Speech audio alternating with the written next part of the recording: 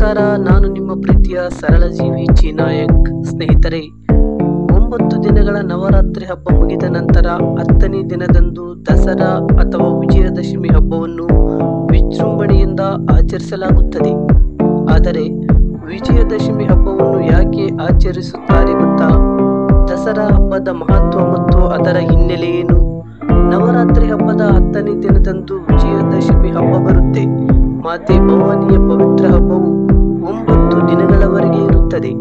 ಇದನ್ನು ಬಹಳ ವಿಜೃಂಭಣೆಯಿಂದ ಆಚರಿಸಲಾಗುತ್ತದೆ. ಆದರೆ ಶಾರದೀಯ ನವರಾತ್ರಿ 10ನೇ ದಿನದಂದು ವಿಜಯದಶಮಿಯನ್ನು ಏಕೆ ಆಚರಿಸಲಾಗುತ್ತದೆ ಎಂದು ನಿಮಗೆ ಗೊತ್ತಿದೆಯೇ?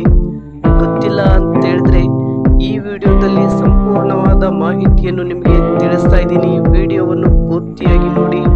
ಬನ್ನಿ ವಿಡಿಯೋನ ಶುರು ಮಾಡೋಣ. ಶಾರದೀಯ ನವರಾತ್ರಿಯು ಭಗವಾನ್ ರಾಮನಿಂದ ಪ್ರಾರಂಭವಾಯಿತು ಎಂದು ನಮಗೆಲ್ಲ ತಿಳಿದಿರುವ ವಿಷಯ. ಭಗವಾನ್ ರಾಮನು ಅಶ್ವೇಜ ಮಾಸದ ವೇಳೆ ಸಮುದ್ರ ತಟದಲ್ಲಿ ಕುಳಿತು ದುರ್ಗಾದೇವಿಯ ಹೊಸ ರೂಪವನ್ನು ಪೂಜಿಸಲು ಪ್ರಾರಂಭ ಮಾಡ್ತಾನೆ. ಚಂಡಿ ಪೂಜೆ ಇದರಲ್ಲಿ ಅತ್ಯಂತ ವಿಶೇಷವಾಗಿತ್ತು. ಮರ್ಯಾದ ಪುರುಷೋತ್ತಮ ಶ್ರೀರಾಮನು ಲಂಕೆಯನ್ನು ವಶಪಡಿಸಿಕೊಳ್ಳುವ ಆಕಾಂಕ್ಷೆಯಿಂದ 9 ದಿನಗಳ ಕಾಲ ನಿರಂತರವಾಗಿ ಶಕ್ತಿ ದೇವತೆಯನ್ನು ಪೂಜೆ ಮಾಡ್ತಾನೆ. ಆತನ ಪೂಜೆಯಿಂದ ಸಂತೋಷಗೊಂಡ ದುರ್ಗಾದೇವಿಯು 9ನೇ ದಿನದಂದು ಭಗವಾನ್ ರಾಮನಿಗೆ ವಿಜಯವನ್ನು ಅನುಗ್ರಹಿಸುತ್ತಾಳೆ. ದುರ್ಗೆಯ ಅನುಗ್ರಹದಿಂದ ರಾಮನು 10ನೇ ದಿನ ಲಂಕೆಯನ್ನು ತಲುಪಿ ರಾವಣನನ್ನು ವಧಿಸುತ್ತಾನೆ. ಅಂದಿನಿಂದ ನವರಾತ್ರಿ ಪೂಜೆಯ ನಂತರ 10ನೇ ದಿನ ಅಧರ್ಮದ ವಿರುದ್ಧ ಧರ್ಮವು ಜಯ ಸಾಧಿಸುವ ದಿನವೆಂದು ಆಚರಿಸಲಾಗುತ್ತದೆ. ಈ ದಿನವನ್ನೇ ವಿಜಯದಶಮಿ ಎಂದು ಕರೆಯುತ್ತಾರೆ. ಸ್ನೇಹಿತರೆ, ಲಂಕಾ ಯುದ್ಧದಲ್ಲಿ ಗೆಲುವು ಸಾಧಿಸಲು ಬ್ರಹ್ಮದೇವನು ಚಂಡಿದೇವಿಯನ್ನು ಪೂಜಿಸುವಂತೆ ಶ್ರೀರಾಮನಿಗೆ ಸಲಹೆಯನ್ನು ನೀಡುತ್ತಾರೆ. ಚಂಡಿದೇವಿಯ ಪೂಜೆಯಲ್ಲಿ ಕಡ್ಡಾಯವಾಗಿ ಅಪರೂಪದ 108 ನೀಲಕಮಲವನ್ನು ಬಳಸಬೇಕೆಂದು ಅವನು ಭಗವಾನ್ ಶ್ರೀರಾಮನಿಗೆ ಹೇಳ್ತಾರೆ. ಮತ್ತೊಂದೆಡೆ ರಾವಣನು ಅಮರತ್ವವನ್ನು ಪಡೆಯಲು ಚಂಡಿದೇವಿಯ ಆರಾಧನೆಗಾಗಿ ಯಜ್ಞವನ್ನು ಆಯೋಜಿಸಿರುತ್ತಾನೆ. ಭಗವಾನ್ ಶ್ರೀರಾಮನು ಚಂಡಿ ಯಜ್ಞವನ್ನು ಮಾಡುತ್ತಿದ್ದಾನೆ ಎಂದು ರಾವಣನಿಗೆ ತಿಳಿದಾಗ ಅವನು ಶ್ರೀರಾಮದೇವರ ಪೂಜೆಯಲ್ಲಿ ತೊಡಗಿದ್ದ ನೀಲಕಮಲವನ್ನು ತನ್ನ ಭ್ರಮೆಯಿಂದ ಮರೆಯಾಗುವಂತೆ ಮಾಡಿದನು.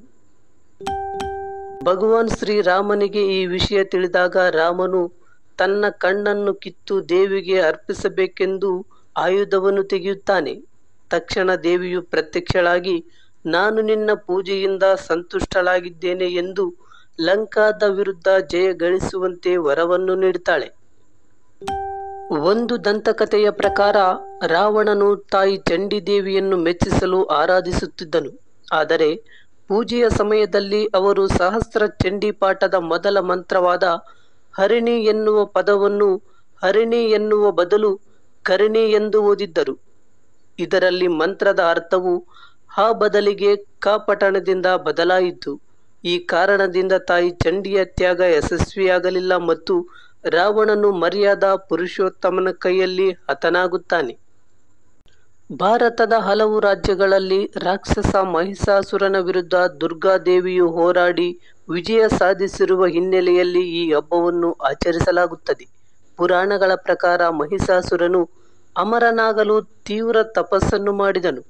ಬ್ರಹ್ಮದೇವರು ಅವನಿಗೆ ಅದು ಸಾಧ್ಯವಿಲ್ಲ ಎಂದು ಹೇಳಿದಾಗ ರಾಕ್ಷಸನು ಅವನ ಕೋರಿಕೆಯನ್ನು ಬದಲಾಯಿಸಿದನು.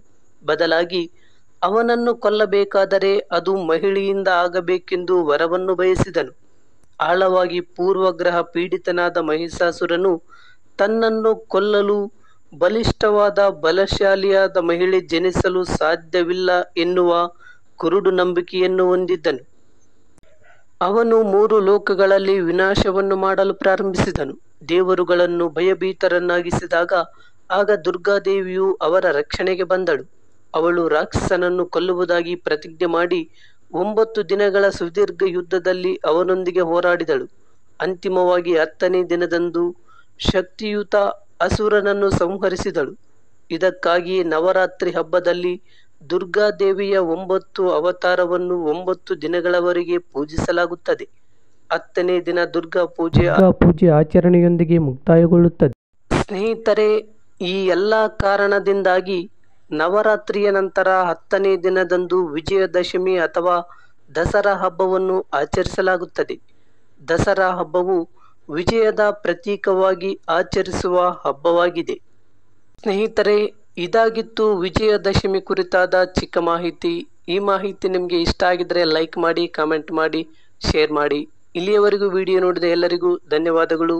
ಮತ್ತೆ ಇಂತಹ ಮಾಹಿತಿಯೊಂದಿಗೆ ಬರ್ತೀನಿ. ಅಲ್ಲಿಯವರೆಗೂ ಬಾಯ್ ಎಲ್ಲರಿಗೂ. Love you all.